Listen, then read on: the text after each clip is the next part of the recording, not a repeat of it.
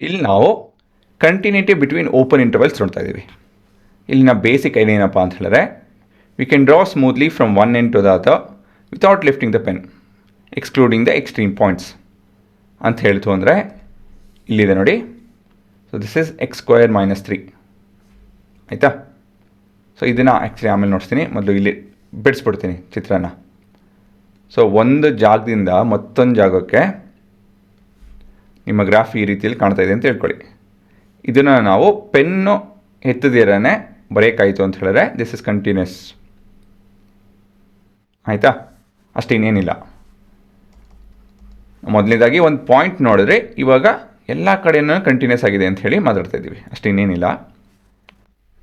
A function f is continuous on an open interval a and b if it is continuous at every point x within the interval of a and b, where x belongs to real number.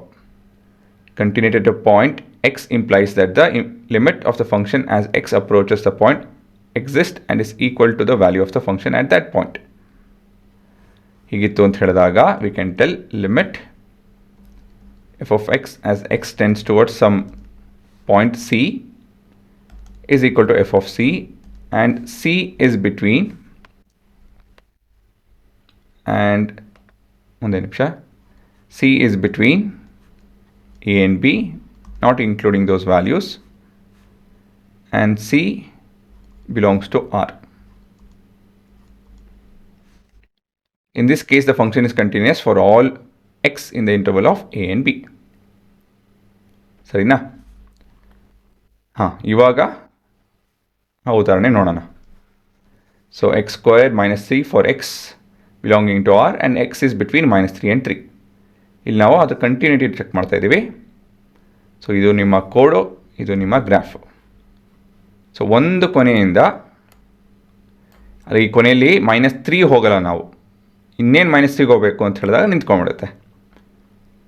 So ಇಲ್ಲಿ -2.99 ಶುರು ಮಾಡಿಕೊಂಡು ಈ ರೀತಿಯಲ್ಲಿ ಹೋಗ್ತಾ ಇತ್ತು ಅಂದರೆ it is smooth. ಇಲ್ಲಿಂದ ಈ ಕೊನೆವರೆಗೂ ಆರಾಮಾಗೆ ಹೋಗ್ತಾ ಇದೆ. ಇಲ್ಲೂ ಕೂಡ 3 ಅಪ್ರೋಚ್ ಮಾಡೋಲ್ಲ, ನಾವು 3 ರೀಚ್ ಆಗಲ್ಲ, ಅದ್ರ ಮೊದಲಾಗೆ ನಿಂತು ಹೋಗುತ್ತೆ. ಸೊ ಇದನ್ನು ನಾನು 3 ಅಂತ ತೊಗೊಂಡು -3 ಅಂತ ತೊಗೊಂಡು ಇದು 3 ಅಂತ ತೊಗೊಂತು ಅಂದರೆ ದಿಸ್ ಆ್ಯಂಡ್ ದಿಸ್.